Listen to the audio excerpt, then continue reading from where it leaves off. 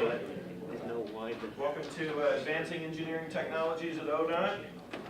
In this presentation, you're going to learn a lot more about CAD initiatives such as ProjectWise, 3D modeling, virtual reality for public involvement, aerial imagery archive, and mobile inspection tool. And the presenter today is McCloud, manager of CAD services here in the Division of Engineering. So let's have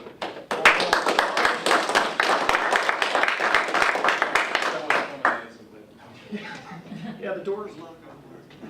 Come on in. Well, let's make our grand appearance. I'm not the only one. Well, let me do my introduction again, then. All right. Morning, Sandy. Good morning.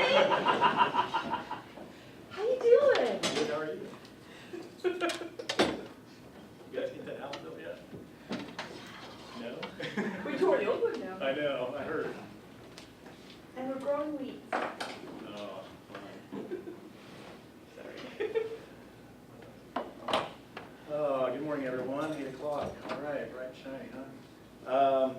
So today, I want to talk a little bit about what we're doing in the CAD services section in central office and kind of the technology that we're dabbling in, on kind of an IT side. So I guess I wanted to start off, just talk a little bit about our office in general. Located in central office. We're actually within the Division of Engineering, Office of CAD and Mapping Services. For those of you that have been here for a few years, there used to be an aviation section of the department, and production. And production was disbanded, and CAD was actually part of production. So when Aero Aviation moved over to central office, we were combined at that point. So CAD services was actually combined into Aero Mapping, which became CAD Mapping Services. And that's been about 6-7 years ago. So our office is actually kind of a section. We also have a survey section and a mapping section. That does all of our flying and things like that for projects. Welcome. So within our office, we have 7 staff right now, and then 2 consultants that are working with us on various different projects. And then kind of our goal is research, develop, and implement, and support the engineering CAD standards and the technology goes along with it for ODOT. So kind of what I wanted to talk about are some of those initiatives, as mentioned earlier, and then really I wanted to kind of start off and talk about how CAD has evolved in general. So I always like to take a look at, where we've been in history, what we used to do, and then, where we've been and kind of where we're going. So that evolution of CAD just in general. And then talk about Open Roads Designer Connect Edition, which is kind of our civil engineering application.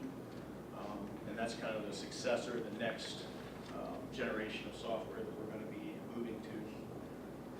Talk about reality modeling for roadway design, and that kind of involves AR, VR technology. Talk a little bit about mobile inspection tool, which is known as EPDM in our office. And then I'm going to talk about ProjectWise, which is a fairly large project that we're working on right now. It's an engineering document management system. And then discuss some of the plan vault archive work that we're actually doing, and that's kind of part of the ProjectWise project. And then kind of finish it off with our aerial imagery archive project that we're currently working on. So it really kind of started way back in the 80s. And back then, ODOT utilized hand drafting methods to create highway plans. And these plans were actually hand drafted on mylar, vellum, mylar, and linen. So cloth being linen. And it was really for long-term storage. So every designer had a pin set, which was a Leroy set, and they actually hand drew the plans that we actually use today. Here's a picture of one of them. This is actually a bridge designer from District 5. And I actually came from District 5. I know Sadie knows this guy. This is Roger Dotson. He's since retired. He had so much hair. Sorry. He's a great guy. Yeah. He's still doing bridge design, by the way. I know, he is still doing bridge design. So you'll notice in the background, you see some blueprints. There's a calculator with printing paper on it, T-square, and then you'll notice over here in the lower left corner, there's actually a corner of a big drafting table. Now you can only see the corner of it. This thing took up almost the entire cube. And you'll see hanging on the bottom of it was an electric eraser. And this electric eraser is actually a high-speed RPM eraser that you actually put a cylinder into, and then you actually erased ink when you made a mistake. And that was how you did plans back then. So the storage for all these plan sets was physical. There was no real digital network of any kind, no storage capacity. A lot of the districts had something similar to this. It was basically a plan vault. They had whole section basements in some district offices just for storing historical plan sets. So we had Mylar, and we had quarter-size plan sheets, we had full-size plan sheets. Back then it was 36-inch plan sheets. And they were basically stored in physical locations within the district. Where was this? That was actually District 10 in the basement. Yep, that was District 10. But you can see, the footprint that they take up. Now you're talking hundreds, thousands of different plan sets. Right-of-way plans, construction plans, things like that. Probably 12 or 15 years ago, we went around all the districts' vaults and plans, and everybody had a different storage history, a way of storing them, but we were trying to mine those, for at least a divided system, to come up with pavement buildups at either original construction or the last major rehab on all our divided highways. So, yeah. There's a lot of differences between the districts, and I'll go into that a little bit. Sorry, I didn't mean to. No, you're fine when we get to that, but yeah. So, so really 1985 was kind of the year that ODOT decided it was going to implement CAD, or computer-aided design and drafting, in the form of an intergraph fax mainframe. Now, these things were very large. And it really, at that point, highway plans became digital in the form of CAD files. So this picture looks really old, but it's really kind of an 80s shot. I'm like, you remember those days. Yeah, I do remember these days. So this was actually a standard CAD workstation in the district office. Now, you'll notice it's very, very large. So in the background, that is kind of the CPU unit. It was actually a mainframe unit. It had a tape reel-to-reel for backups. And the one we had at District 5 that I took care of and I managed had 1 gigabyte of storage in that. So we had 3 different hard drives that were 333 megabytes each. Bill knows he worked on. And then we had a digitizer table that had all of our menu options on it with cursors. In fact, the guys asked me, I got a cursor hanging on my cube wall, and they always like, what is that? I'm like, well, you really have to use it back then to know what it was for. And then this unit in the front kind of looks like a printer. It's actually not a printer, it's an admin console. That's how you actually fed commands to the VAX mainframe itself. So when you type something in, you literally had to look and make sure you typed it correctly because it wasn't monitored, it was on paper. So when you actually printed like backup logs and things like that, it actually would spit out those logs in a printer paper form. So, and it used DCL back then, which was digital command language, and we've used VAX before. So over the course of the next decade or so, ODOT went in a couple different directions. 86, we deployed AutoCAD for PCs. So we were using VAX mainframes. Then we decided, PCs are going to be kind of the up-and-coming thing. So we decided, well, we were using AutoCAD on the PC platform at that point. And then in 89, Bentley Systems came along and they developed MicroStation, which actually read the DGN file format, which ODOT was actually using on the VAX mainframe. So we had this combination of different CAD products. In 93, ODOT published its official CAD engineering standards. And what I mean by that is just, you know, color, style, weight of levels, layers, things like that in the application itself. And then in '94, we looked at some of the different CAD applications that were being used within the, you know, within the districts, and it seemed like one district was gravitating to a certain CAD application, while maybe another one was gravitating to a different one. Some were using AutoCAD, some were using MicroStation. I know in District 5 when I worked there, we actually used both. So we had users that were proficient in AutoCAD but didn't know anything about using MicroStation or the Intergraph systems. So we had this combination of people that, you know, we wanted to have work on the same project, but sometimes they couldn't because they didn't know, you know, one or the other software packages that they were using. So it was decided that the DOT would standardize on a specific CAD software. So MicroStation was selected. And one of the main reasons at that time was AutoCAD didn't have a civil product. There was no civil application for AutoCAD at that time. MicroStation had some other applications, like Inroads was coming out from Intergraph, which was going to be PC platform based. There was a seal application that some districts were using. Eagle Point was another one. And then eventually GeoPack, which was another application that we actually went through this whole evaluation of different civil products, was actually selected in 1996 to be our civil standard for our design software. So to kind of give you a little bit of background on that. So this is actually just a standard plan sheet, meta profile sheet in CAD, what it would look like kind of today. CAD actually had one of the first Microsoft networks at ODOT. So back then, our project was in a CD CAD caddy. So you'd have, I'm sorry, not CD, but floppy disks. So you would carry around floppy disks with you for your projects. So you'd have drainage maybe on one and planar profile on one, cross sections. I mean, that was how you worked on projects. And you went in hunt of a computer you could get on with your little floppy, Yeah. going, I just need it for 10 minutes. Just let me on for 10 minutes. Yeah, You we make actually someone had- get off. We actually had cubes where it had schedules where you would write your name for certain times so you could actually use the computer. That's how scarce computer was back then. We literally had 4 computers, I think, in our office, Yeah. and about 30 designers. Yeah.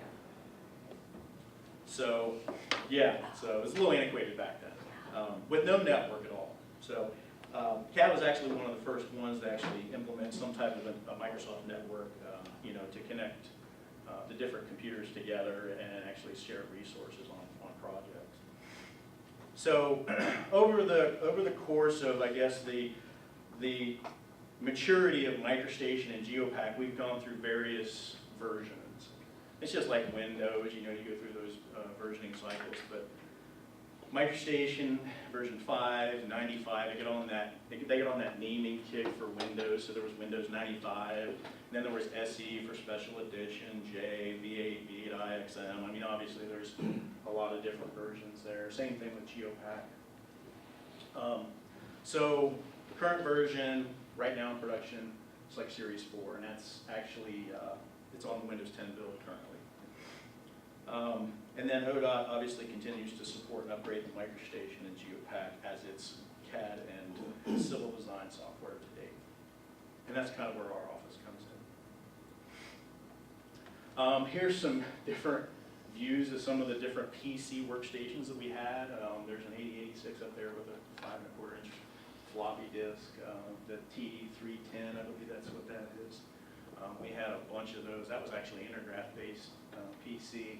You can see we had a CD-ROM drive, a 1/2 inch floppy drive there. Click's Unix workstation, that's on the upper right there.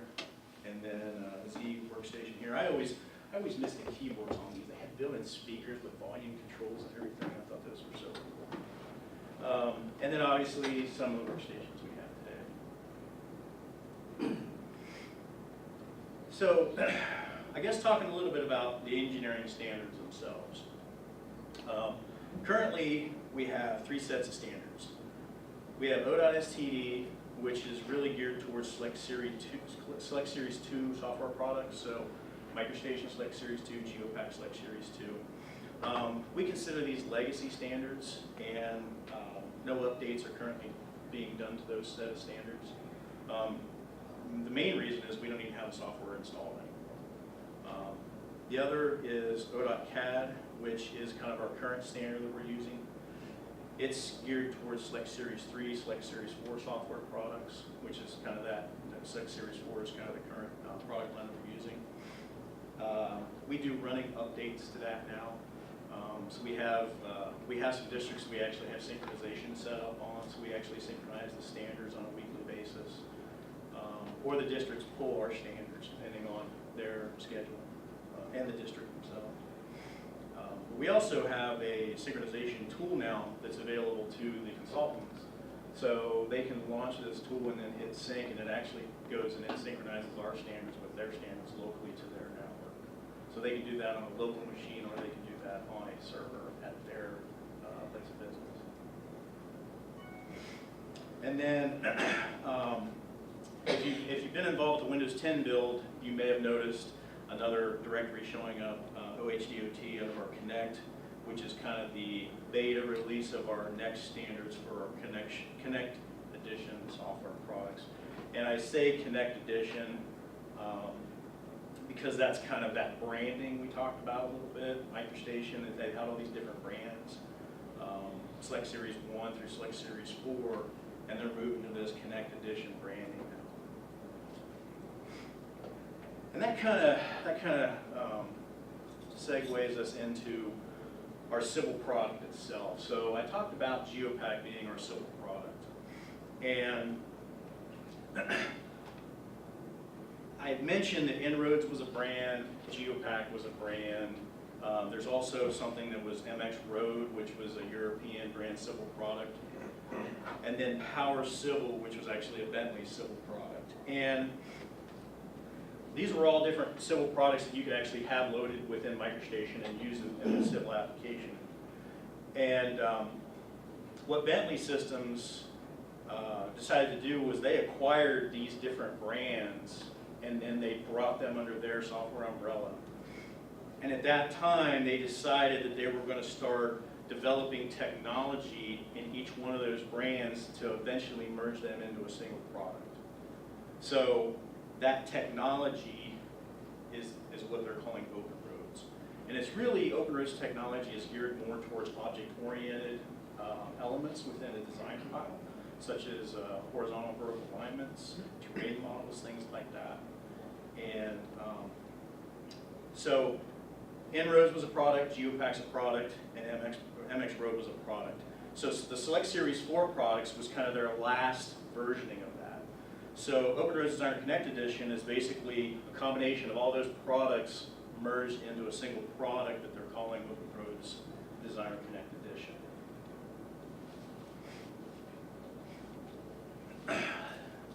So what is Open Roads Designer? It's a comprehensive, multidiscipline 3D modeling application, and that's kind of the key thing here. It's really more geared towards modeling of projects. To advance the delivery of roadway projects for conceptual design through construction. It blends traditional engineering workflows for plan and profile cross-sections with 3D parametric modeling to enable the model-centric creation of all design deliverables. I didn't write that. I copied and pasted that from Bentley, so the way I kind of switched up a little bit. So what does all that mean? Well, really, it's all about what am I getting in this product that I didn't get in the last products. So, like I mentioned, there's that Open Roads technology. I'm looking at JD, he's looking at me going, he's going to correct me at some point. JD's in the front, he works in our office. So, Open Roads is a technology, and it's been migrating from these other products into Open Roads Designer Connect Edition. So really what it brings to the table is it brings this 3D modeling aspect to a roadway project, really, kind of to the forefront. It really gives the benefit of visualization and design intent on the designer to try to get that extra information to make those good decisions before it actually gets to construction and then creates all these change orders and things like that. Contextual parametric design. What that is I can click on a center line, and then it's going to give me all the different constraints about that center line. It may give me the stationing, it's going to give me the geometry, it could potentially give me the curve data, things like that. I can actually click on a curve, key in the radius, and it'll actually adjust that radius. The other thing, the parametric side of that is if you have constraints of an edge line tied to that center line, it'll actually change the edge lines as well.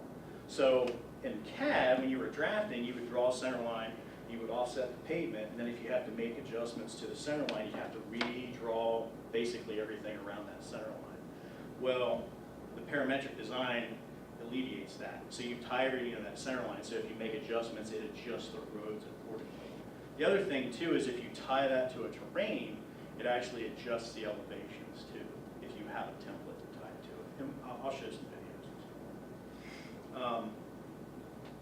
Also, the integration of BIM technology, if you're familiar with the term BIM, Building Information Modeling, basically allows you to contextualize objects. So I can click on something and I can get to other types of data, such as a standard construction drawing for a catch basin. It gives better design review process to find those errors and omissions early in the design process. Helps with construction change orders that I mentioned. And then the other thing too, and this is kind of key, is creating models for construction that can be utilized in automated machine guidance and field inspection. So right now, large projects such as Path 3 and above projects, we have a lot of major contractors bidding on. One of the first things they ask for if they win the project is, I want all the engineering data, I want the alignments, I want the terrain model, I want any proposed surfaces. And that's something that we're in the process of trying to get to them now. It's something we've been asking for a while, but it's one of those things that's just, it's a process we put in place. But this really is going to kind of get to that next step for the actual modeling aspect of the project. So being able to hand that model to a contractor that they can then plug into their grading machines and then actually go out there and grade and do the earthwork and things like that is really kind of a huge bonus for us and them. So it alleviates the time that they need to rebuild their models, especially if it's a constructible model. So those are some of the kind of the takeaways of this newer technology, this newer software product that we're trying to move forward with. So this is a video. Now, like I mentioned, this is Open Roads technology. So this is actually in our SS4 product, but the same functionality is going to be in Open Roads Designer. So this is actually a project that's been modeled using all of the Open Roads tools. It's a roundabout project. This was a terrain model that had a aerial imagery draped to it. All of the alignments and things right here were actually created using templates. So we're just kind of navigating the model to see what it looks like. Here's another view. There's a wall on the side over here. This was all built using templates. There's also some catch basins within the model.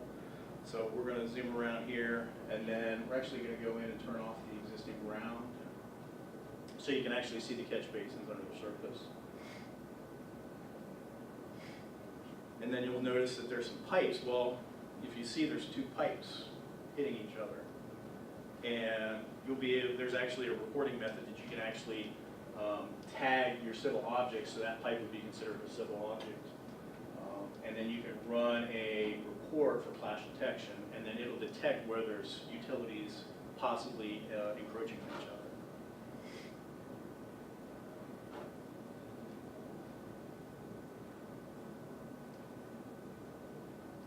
So imagine a large project with a lot of different drainage structures. I mean, you could potentially alleviate a lot of different situations. You could even import existing utilities, maybe fiber optic information, things like that you can get from the utility companies to overlay onto, situations like this where you can actually see. So there's this, it creates this globe around areas where there might be some possible clash areas. You'll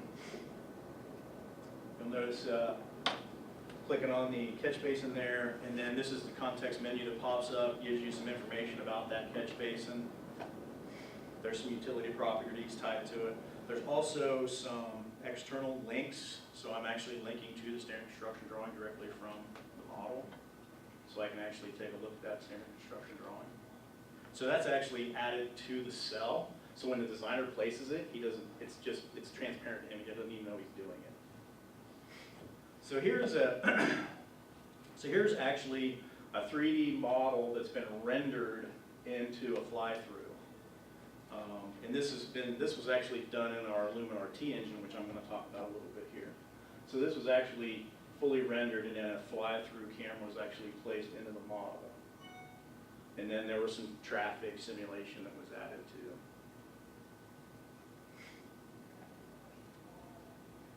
So this is our typical interface right now. So this is actually Select Series 4. If you look at the top area, this is really kind of a conventional application. It's been this way for years. It's basically menu drop-downs, things like that, some button icons, you know, kind of that last-gen type interface. So OpenRoads Designer is actually going to be built more similar to things like Office products. So we have the tab menus at the top, and then it's kind of hard to see, but up in the corner there's actually a drop-down menu, and it's actually a configuration tab depending on what operation the end user is going to be using OpenRoads Designer for. So if I'm going to be doing subsurface utility engineering, I can select that, and then it populates the tool set for me if I'm doing that specific function. Same thing with survey. If I'm doing just survey functions, I can select survey, and then it reconfigures the interface for survey applications. So that's one nice thing about this is out of the box, it's kind of set up for the end user depending on what their job function is. And then below that, as I mentioned, there's this ribbon tab set up that's very, you know, it's kind of similar to what we're used to seeing in like the Office products. So currently we're testing OpenRoads Designer Update 3, and we have released a beta version of the CADD standards for early adopters. So we have a lot of consultants that like new innovative stuff, and they like to get on board with it and just start their training and things like that. ODOT takes kind of a more phased approach and for some things like this, especially when it's going to affect all the districts. And so at this point, we did a beta release, and we have some consultants that are already using it, some that's asked us if they can pilot projects with it. We've talked to District 5, they've offered to assist us in piloting the project.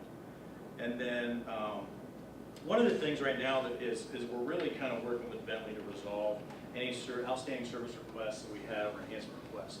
So a lot of times we'll beta test software, and then we'll go back and say, hey, look, we've found these issues with it. Can you do some service requests and some updates to it? And then with the refresh, update 2 or 3, some of those things will be included and some of them are not. So what we found is we have kind of a list of high priority things that we want to see fixed or changed, and our implementation is going to be based off of those. So we will move forward with implementation of this new software when we feel the product is ready for production. So we have the civil engineering software, but then we also have some other products that kind of integrate with that as well. And it's more on the reality modeling side of road design. And these 3 products are Context Capture, Concept Station, and Lumen RT. So Context Capture is a very simple application at its core. It basically creates a 3D model using photographs. So you can take photographs of any object and you can create a 3D model from it. And we've actually done a couple projects with it. It's really neat how it works. It takes a lot of processing power though. And the higher the resolution imagery, the better the quality of the model itself. Concept Station, which we've actually done some training at the districts. It's used for just quickly throwing together conceptual designs for like just a decision-making process for a project. So if a high-level project comes into the district and they say, hey, look, we need to throw some alternatives together, the software is really quick to do something like that, especially for a cost estimate. It actually has cost estimating built into it. The other thing too is you don't have to really know CAD software in order to use it. So it's a very user-friendly application. Nice user interface. And then third there is LumenRT. And LumenRT really kind of brings it all together. It really is kind of used for creating those lifelike models for design. You know, it's really for stakeholders in a real-world simulation. And there's also a plug-in or an aspect of that that's actually the VR environment itself. So this is actually a project that was flown by our office. This is a Cherry Valley Interchange. I actually personally worked on this project when I was in District 5. I did a lot of preliminary design for it, ramp layouts and all that stuff. But so this is a model that we actually took aerial photos from and then generated a 3D model. So you'll notice if I zoom in on this and I'll start to pivot and rotate it, you'll actually see different objects. Like there's a crane right there on the construction site. It actually, you know, it's actually captured that. The bridge. You can see some of the trees here. Now the canopy on the trees is hard to penetrate, you know, obviously for photos, so that's going to be a little meshed over here, but you can kind of get the idea. Now this is actually called a reality mesh or a reality model. You can actually, so this is actually the grid underneath of it, so this is actually what you could, I mean, you could actually cut a cross section across that just from a photograph. Now, obviously, there's going to be issues with, you know, verification on actual, you know, ground elevations, but it's, you know, for something rough, it's, yeah, it's really good. There's the point cloud data that's it's pulling from the photos itself. So one nice thing about this is this can actually be exported to an MX3 or an M3X file. It can then be referenced into an actual model itself, and then you can actually do some, you know, some kind of testing in the environment with an actual, you know, mesh surface and maybe proposed data. This was just something that we flew out there. They wanted the photos done for kind of a phase construction to see how things were going, and then we just took the photos and we built a model out of it. We actually posted this video on our YouTube channel, which I think it's like one of the most viewed videos, so it's pretty cool stuff. So, context capture. So, this was actually generated in LumenRT.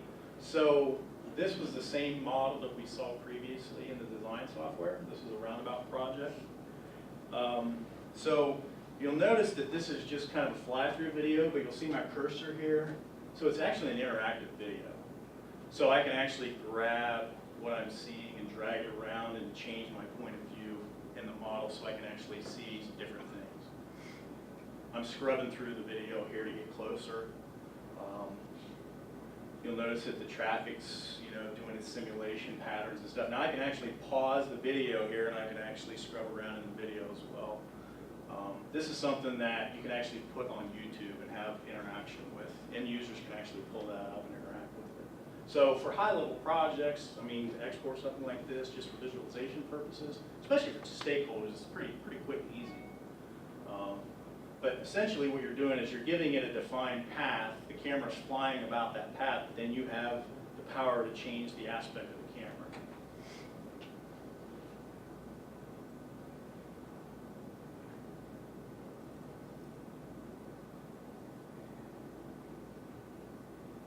There's the wall we showed earlier in the CAD software.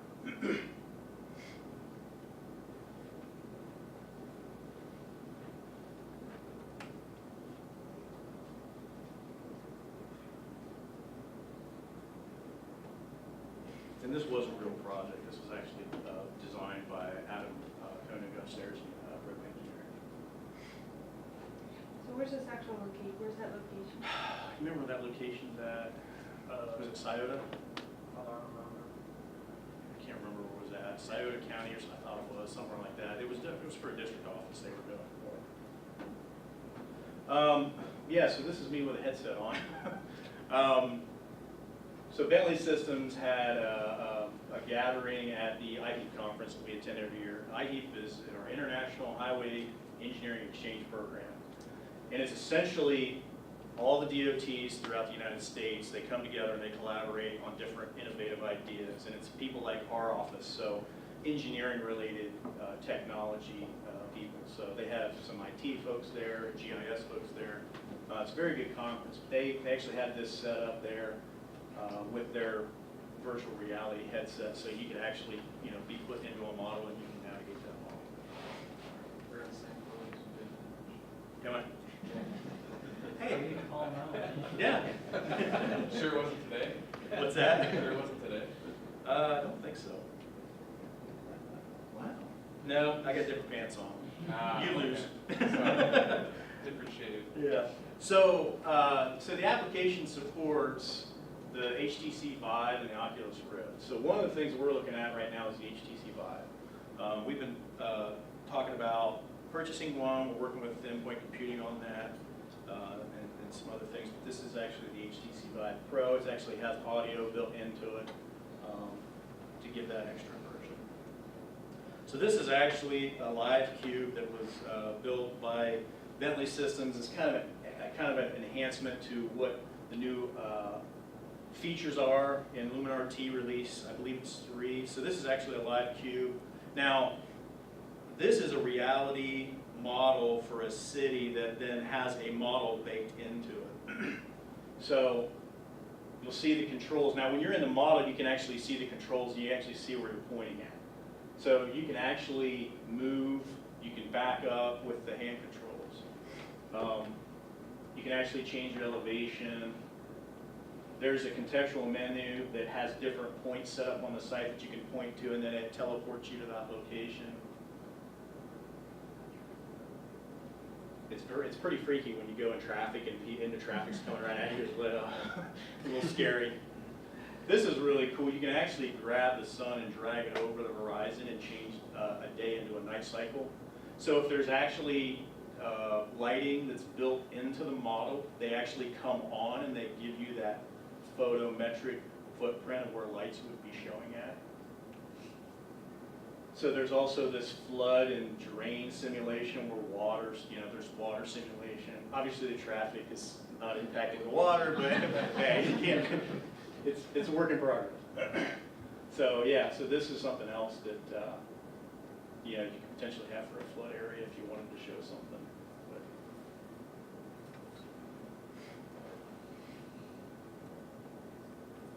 So, we're looking at it really kind of conceptual design for projects, alternatives, and public involvement. Really those high-level projects that there's a lot of public involvement on. And I think back, man, if we were doing Cherry Valley and we had something like that to show the stakeholders, I mean, because I remember standing in the lobby of Cherry Valley and trying to show somebody on a printed, map where this thing's going. yes, like where do Or I like a live? bike Where's path. my house? What's it going to look like from where I'm, where my front yard is? Yeah. It's And then very people who live hard. on the hill, there's just context for there's a really fancy, expensive neighborhood that basically overlooks the new interchange, and I'm sure those people would have liked to know what Yeah. So, and there was a lot of public outreach on that project. It was a very high-level project. But having this technology back then, I think, would have been very beneficial.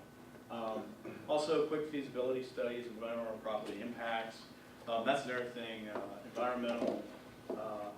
Real estate. Drew Gilmore, we talked to him about the applications that this potentially has.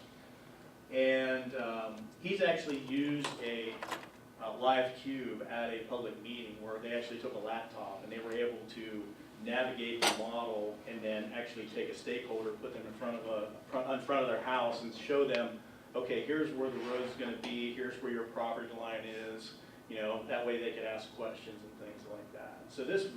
So it's really good for that, but then that next step would actually be, that full immersion too.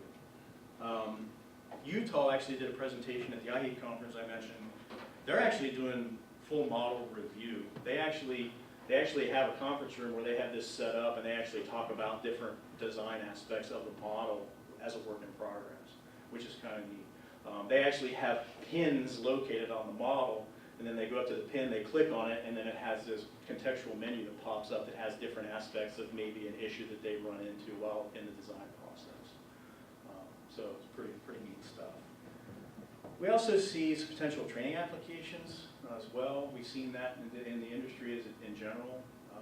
And then, like I mentioned, we're working with Endpoint Computing for specifications on new hardware requirements, because in order to like push these models, it really takes a beefy computer. The other thing that we've noticed is the industry, as far as HP goes, they have engineering workstations, and then they have things that are more gamer oriented. And we're finding that the engines required to push LumenRT and some of the other modeling software is actually more gamer centric. And the workstations that we have at the Z level, like the Z230s and the Z240s, they come with a Quadro card, which is more engineering oriented and not really gamer oriented, so to speak. So we're working with Endpoint to try to resolve some of that stuff. We're actually looking at the Z4 box, if you're familiar with the workstations, and some of the GeForce graphics cards there. So talked about models, and then this kind of leads into this mobile inspection tool that our office has been involved with. And like I mentioned, it's dubbed EPDM in our office. This is really kind of an early concept for project inspection on a mobile device. It's a collaborative effort between ODOT, so our office, our construction office, and Bentley Systems. And it really was a grant that we actually received, and Bentley kind of put together a scope and a proposal for us. So we can work, like I said, it's kind of a collaborative effort right now. It's not a product. They don't have a product yet. This is actually early concept. And I'm being kind of general in some of this stuff because we actually signed a non-disclosure agreement with Bentley, so there's not a whole lot I can say about it, but I just wanted to kind of get the information out there. I actually had a CPA reach out to me last week about a piece of software, and I was talking to her a little bit about it. So, you know, that kind of that end goal would be creating those roadway models, those 3D models, and then passing those models to a mobile application for some type of inspection use. And providing additional project information in the field as well along with that model, in the form of BIM, you know, links to the model or otherwise. The vision statement for the project was you know, to be the leading DOT for construction inspection quality reporting that improves the inspector's efficiency and offers robust data usable by the enterprise. So that was kind of our mission goal for our team for this project. So this is, like I said, this is a work in progress. This is actually the same model that I showed earlier of the roundabout. So this has actually been output to an iModel, and this is on a tablet using OpenRoads Navigator. So you'll see that there's some little buttons on the sides, things like that for mobile application use. So, you know, you can use your finger if you're on a tablet or whatever. So there's the catch basins that we looked at earlier. Same navigation type. There's a fly out, you can click on objects, you can get all the different information that you could out of the CAD software. There's actually the embedded links to the external things, such as the standard catch basin, or I'm sorry, the specs, I'm sorry, no specs. But you could have everything in there. You could have your standard construction drawing specifications, things like that, and accessible in the field, no less. So you can actually have access to all the levels, so you can turn things on and off. So if it's hard to see, you know, maybe the utilities, if you're looking at utilities, things like that, you'll be able to toggle those things on and off. And these are all pop-up menus, so you can, you know, you can utilize that screen space. You can even And do. it would be in color. What's that? And it would be in color. Yes, and it would be in color. Which, if you haven't worked construction inspection, colors actually would be amazing. Yeah. Because you get these set of plans, and imagine all these lines now in black and white, and you're trying to figure out which line is which. Made perfect sense when all the water lines in the area were blue to the designer. Right. Yeah. So we're just doing some redlining here. We're calling out that the elevation was you know, wrong on the pipe. So this is actually connecting to our project-wise document management system, which I'll talk about in a minute. So these models are accessible through the tablet, through this online data source. And then we're creating an issue here for that particular project on that particular item. We can actually take a photograph, attach it to the model itself as an issue, and then people in the office can actually pull those issues up and review them. So you'll notice he took a little screen capture there. Would this have the ability to make changes so you'd have as-built plans when you're done? That is the goal, yes. Okay. Yes, that's the goal. So imagine taking that model to inspection, collecting as-built information, passing it back, and then, handing it off to maybe tech services or somebody to put into the GIS system or roadway inventory or something like that. Directly into the collector system. Yeah. So linking directly to the plan set itself.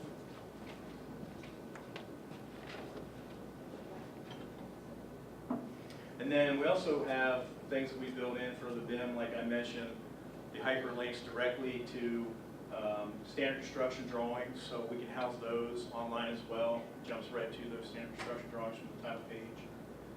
That's what we're calling our Smart Plans initiative.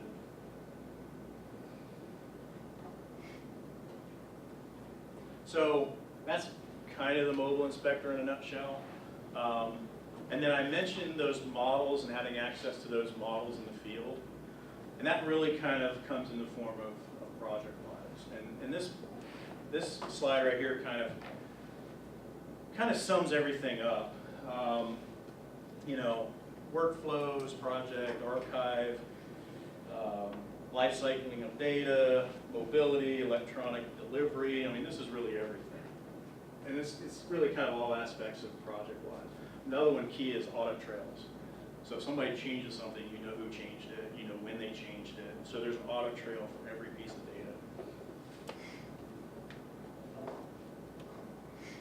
data. So what is ProjectWise? It's a comprehensive work sharing and collaboration software. So engineering document management system and repository. So I mentioned in my first few slides about those huge repositories of physical plans, trying to, because it used to be a physical process. You went down, you searched for plans manually, and then at some point those images, those plans were scanned into a digital format. So this, this would be a good place for that because it's, it would be basically a system to house all that type of data. Also promotes design team collaboration, better communication, data exchange, provides transparent boundaries for district offices, and it's really, that motto becoming one ODOT.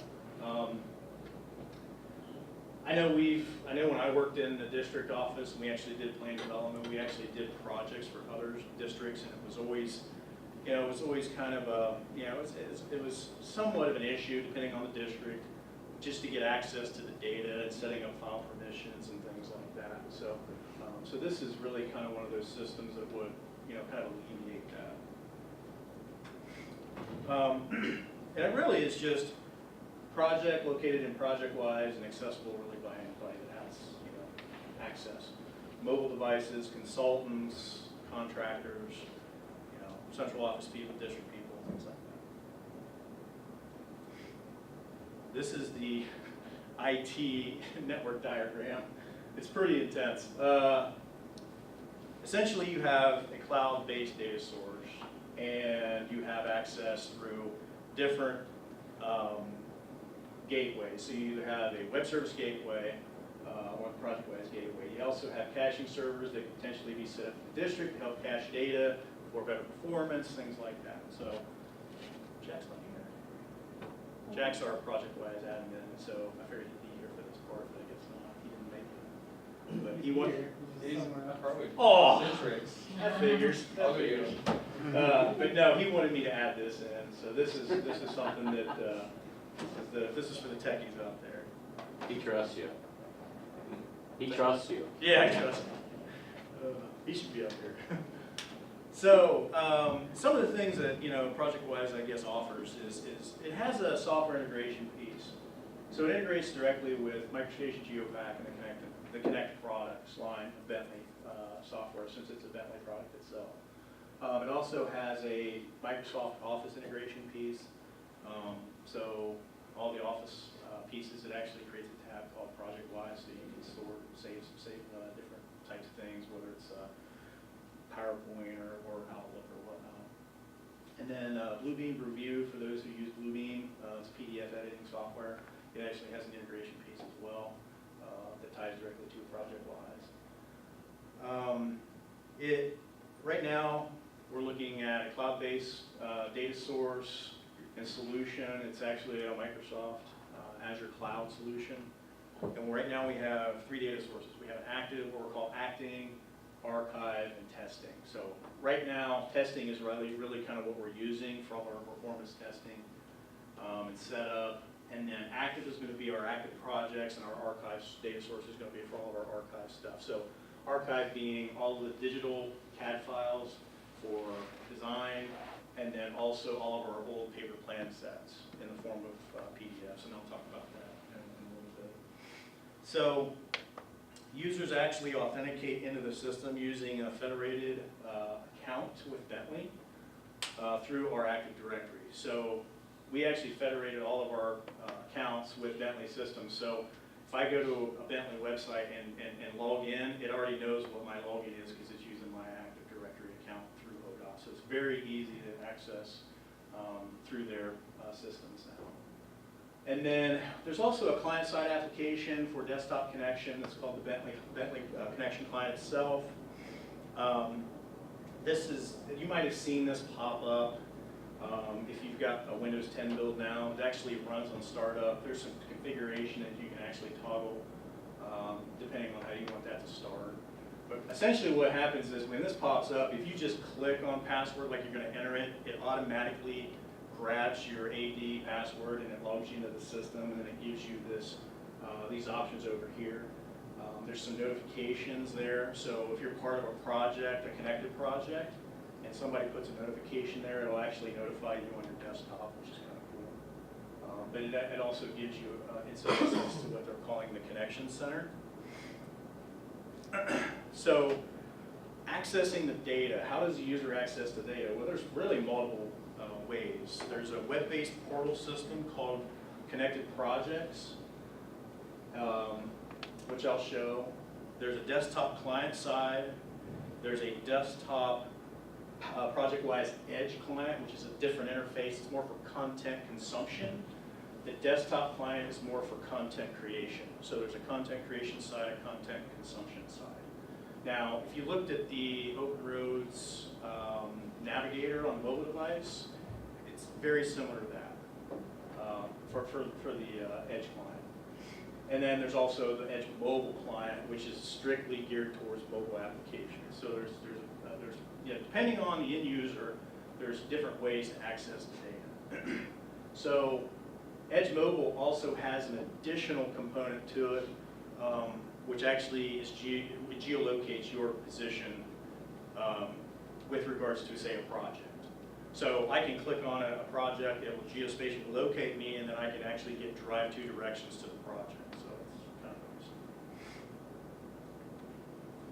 So this is the connection center. So if you remember on the connection client, there's that little bar that says connection center. If I click on that, it's going to take me to this landing page for me as a user.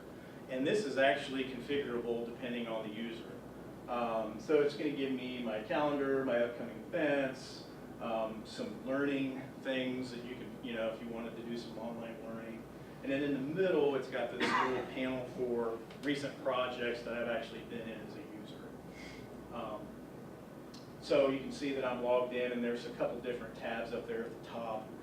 That's just my landing page for the end user, for me as a user. So there's also an enterprise portal page. I'm an admin for ODOT, so there might be additional things on this as just a standard user would see. There's ways that you can do user administration. I can change permissions. We can also set rules for downloading software directly from Bentley. service requests, we actually send all of our service requests in directly through Bentley through this tab. Eventually, what this will be is a dashboard for users. So we'll know what users are the most active in using software products, what applications are used the most in our portfolio. So there's actually some nice reporting tools there as well. So this is the ProjectWise Project Connected Projects portal. So you'll notice that all these are what is considered a connected project. So this is all web-based right now. So I'm a user on all of these projects because they're showing up for me. So it'll show up depending on the user itself. You'll be able to add favorite projects if you want to see certain projects. If you want to see just your projects, there's a My Projects tab. And all these things are hotspots or clicks. So, so on the interface, there's that tab up in the upper left-hand corner. This actually gets you access to all the ProjectWise connected services. So these are based off of the user. So there's some additional things here that you're going to see that an average user wouldn't have access to. There's performance dashboarding. There's deliverables management, some other aspects there. I'm just going to click on this particular project, and it's going to take me to the ProjectWise Connected Project portal. So here, in this view right here, you'll see all the team members that's been invited or assigned to this project. So if you're a user at ODOT, you can invite anybody, and they can partake in this particular project. And you can actually assign permissions too on the web interface itself. And here's some of the other options for this particular project, this connected project. So on the left, it really kind of gives you the project details. And in the project details, you'll notice that there's a ProjectWise Connections. It says 1, and then there's that Context Share Connections. So I mentioned the product context capture for creating that reality mesh models and stuff. There's actually a connection here that you can actually do that stuff and post it online for access to anybody in this particular project. There's also a shared files resource. So with every connected project, you get 8 gigabytes of shared storage. So if I create a project online and then invite a group of people, I can even invite externals as well. Anybody can put data into that location. It's almost like a Dropbox for a project. And it'll store up to 8 gig of storage. It's an 8 gig storage area. And that's the shared files location. So the ProjectWise connection is actually a managed connection to our data source itself. So if you think about it, you have a Dropbox for just exchanging of various data, but then you also have a connected shared link directly to our data source itself that you can also have access directly to. And you can manage those permissions differently depending on the user. So I'm just going to go to the share itself, which is just kind of that Dropbox, that 8 gig storage Dropbox. And there's going to be a survey folder in there. I just dumped some stuff in there. It's pretty easy to access. The folders are created. It's based off our project folder structure. There's some DGM files in there. You'll get some contextual buttons at the top there. If you want to download a file directly from the project shared, you have that option. There's also the ability to move, delete, things like that. Like I said, it's depending on the permission for the project. You can actually send a link directly to a file to another user if you'd like. You can lock a file so nobody can update it or change it. And then you can upload a file into that location as well. So a lot of different options there for, especially for external file sharing. It's really a nice area to just kind of throw stuff into. So an end user or a manager for a project could say, hey, you have access to the share, dump your files there, and then I could go there and take those files and dump it directly into our data source for all of ODOT to access. So you can use it as a kind of an intermediate storage area. And then here's, I'm actually going into the actual project-wise data source itself. So this is actually what, if you're an ODOT and you're using the desktop client, this is actually the data source that we're seeing. So, moving on. This is the desktop client. It's very Project Explorer-esque in its nature. On the left is folders. The upper left, it's got the data sources called out. You can essentially see those as servers, if you will. Folder structure, and then the file preview panel in the upper right-hand corner, and then all the metadata tied to those files in the lower panel. You can see who created it, what time they created it, what the file size is, any type of metadata attached to it. Here's another view. The view at the top can be fully customized depending on what metadata you want to present to the end user. This is actually showing our plan vault. So we've actually imported some of the old TIFF images, created multi-page PDFs out of them. So they're accessible within ProjectWise. There's also a geospatial component. If you look at go back here. So on this side, at the very top over here, you'll see there's two tabs. There's one that says list and one that says spatial. So if I click on spatial, that's the same view for all of those PDFs. So I'm actually seeing the spatial location for those documents within ProjectWise.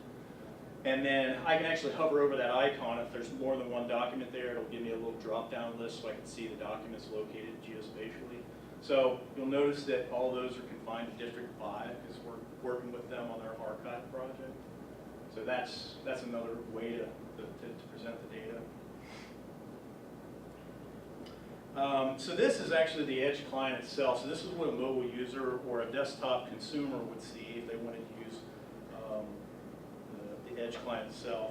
So I'm in a sample project right now. So if you'll notice, I'm actually clicking on Change Project. Now you remember that connected project was created? I've actually created that as a connected project, so now it's available on my mobile application.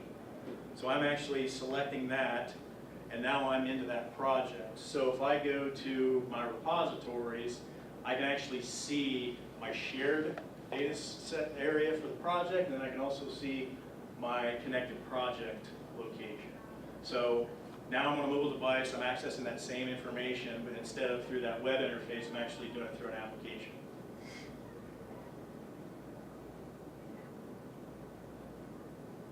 And you can get information on the different files, things like that. I'm a little behind here, so we'll scrub through some of this. So now I'm actually into the data source itself. I'm actually into the project location. Say I'm an engineer in the field and I want to pull up the plan set. I can actually go to the plan package itself, and I can actually go to the conform sets, click on it, and then pull that directly from the data source, not another server in contracts area or this area. It's all in kind of that one location. So here's some special provisionary notes for that particular project.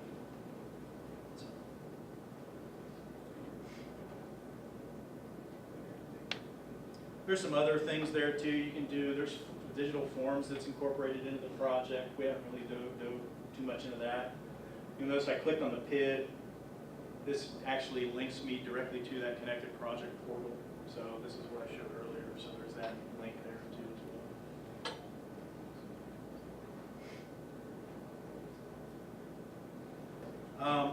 So currently our office is working on the master cloud agreement with Bentley and DAS. This has really been kind of a hiccup for us. We really can't move forward until we get that signed. Our office is moving forward with the setup and performance testing. ProjectWise clients all the client applications have been deployed as part of the Windows 10 build. And then contrary to beliefs, we keep hearing that ProjectWise has been canceled, and we're like, that's news to us. I go to the district and like, hey, ProjectWise is canceled. And it's like, really? Nobody told me. Nobody told us. So it has not been canceled. Not been canceled. So I mentioned the plan vault and the data and trying to get that stuff into, you know, that cloud-based data source, things like that for project-wise. So I'm going to try to get through this here so I can have some time for questions. Essentially what we're going to do is, you know, the concern was originally we had all those paper documents. Districts scan them initially with TIFF file format. They're doing single sheet per file. Could potentially have hundreds of files for a single plan set, maybe potentially thousands of files for a single plan set. Some districts have already started converting those to PDFs, which is better, you know, available for online content, and that's kind of where we want to be. But a lot of the stuff has just been there, and it's still there, and it's in that TIFF format. We did have a plan index search application that was developed and used by some districts. It's actually still being used. It was originally developed by Scott Finney, and it's been over 10 years, I think. It's been a long time since anything's been done with that. Eventually, I think at some point it's going to break. I know some districts, like District 11, they've actually built their own web interface, and they've taken everything kind of online. And some other districts, like we've talked to, it's like, we haven't done anything with it. We just go to the plan vault in the central office to, you know, try to find our files. One of the things, though, just to note is Contracts has this repository of all of our digital plans, but it really only goes back to like the late 90s. So anything prior to that is just located at the districts. The district has them on site. They're not available anywhere. So our office is kind of working towards, you know, getting those, building that, you know, huge plan vault for the DOT, and then providing that stuff available through some type of online application. This is the old plan vault archive application. It was written in Delphi. I'm not sure if Delphi is an application, programming application anymore. Just had some, you know, pretty simple columns featured there. So I guess kind of our goal really is to create multi-page PDFs of all the plan sets available in digital paper. So everything that's available in digital paper, we want to create multi-page PDFs out of them. So some of them are already there for later projects, so that we don't have to worry about. It's the older stuff, the 90s and the 2000s stuff that we're wanting to work on. We want to take the project data from Ellis, the location data from roadway inventory, match the PID numbers, and then link that metadata to the plan sets, and then bulk load all of those PDFs in ProjectWise with the metadata attached. Like I said, a lot of this stuff, like TIMS, you can go into TIMS, you can pick a PID number, and then you can actually go to project link, and it'll take you to digital paper. But if it's an old project, you got 500 pages you got to fish through. And I've talked to districts, they're like, we have people call us, they don't even use that anymore. It's just too much, it's too cumbersome to find a single plan sheet sometimes. So, you know, our goal is to kind of, you know, get to that PDF, being able to present it online, being able to get that single file. Just, you know, for a better user experience. And then update the application to easily search the plan sets by loading the metadata for ProjectWise. And then eventually we'll want to either build a geospatial portal for internal access or external access to basically serve up this stuff. And then this is just kind of work in progress. This is something we built. I'm clicking on District 5. It's going to log me into ProjectWise. And then it's looking at the data source of ProjectWise, and it's going to capture all the metadata for all the files in there, and then put it in some type of table format. And then there's filtering at the top that I can use to filter through the data. We want to be able to take this and make this available to the districts as like a quick fix to kind of a current problem. And then eventually work towards something that's more map oriented. So I'm just looking at a plan set on State Route 79, and it's going to get me there, and then I'm going to find my project. I'm going to double click, and then it's going to pull the PDF up. It's really kind of that simple. And it pulls from ProjectWise, yeah. Now the other side of this is what we want to do is it's actually grabbing it from ProjectWise. So there's a web service gateway that ProjectWise provides, and we actually have an API that we can pass an anonymous access to, that we can actually give this type of access to externals. So they can actually directly access our ProjectWise data without having any type of authenticated logins or some kind of an anonymous login. So that's kind of what it would be. How do you handle a set of plans that has maybe 4 bridges in multiple counties? If it's logged in Ellis that way or roadway inventory that way, we're linking all of that stuff. So you could actually, if you had the SFN number for a project, like a bridge maybe, it's going to show you every plan set for that particular SFN. So you could have multiple plans for that particular SFN. So yeah, we're working to try to connect all that data. So you could have multiple entries for the same plan. Next steps really is, like I mentioned, the districts have their archive that's really kind of centralized to the district, that's not anywhere in central office. So we want to work with onboarding the plan vault images from those districts.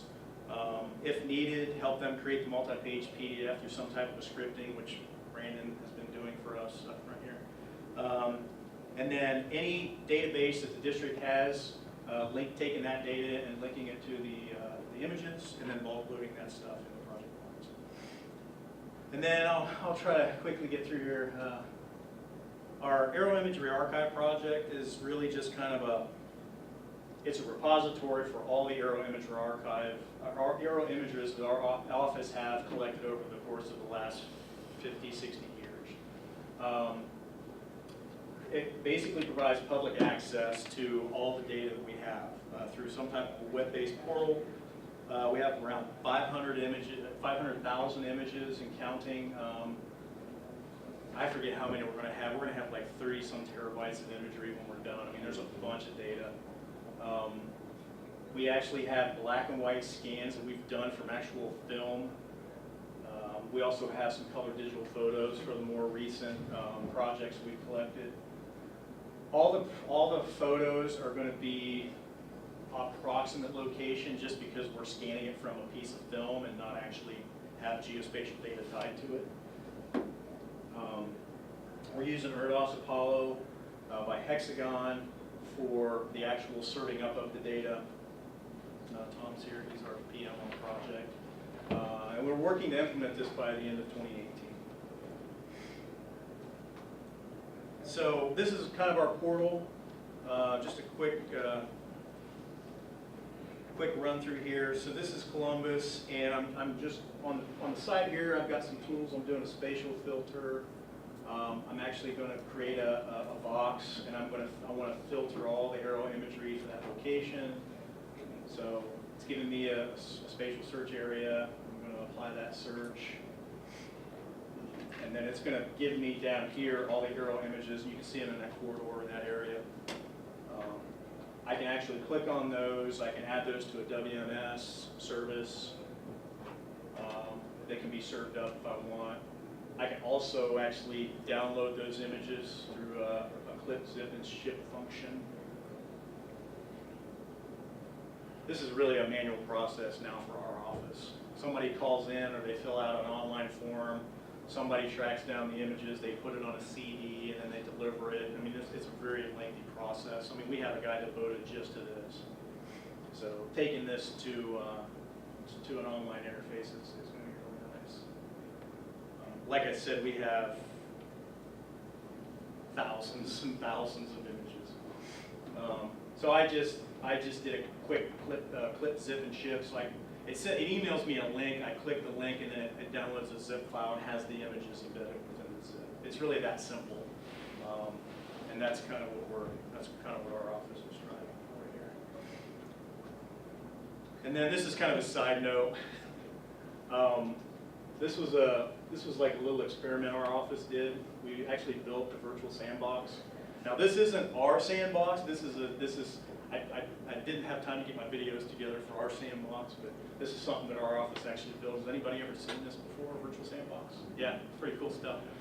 We build it for like Bring Your Child to Work Day, conferences, PLSO, things like that. You know, it's really a learning tool, and it really kind of goes along with what our office does in the mapping section for mapping topography and things like that, the way our camera works on our plane and stuff. But I'll just play the video and you can kind of see. So it's sand in a box. It's got a scanner that hits the sand, and then it projects the topography on top of the sand. So as you move the sand, it reorients the topography on top of the sand. You can actually hold your hands over it and make it rain, and the actual water floods into the different the grooves and area and things like that. It's really kind of cool.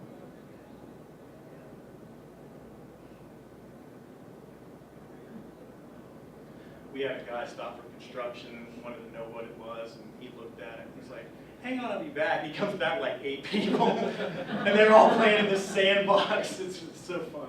It's so fun. But it's really cool to see, it really is.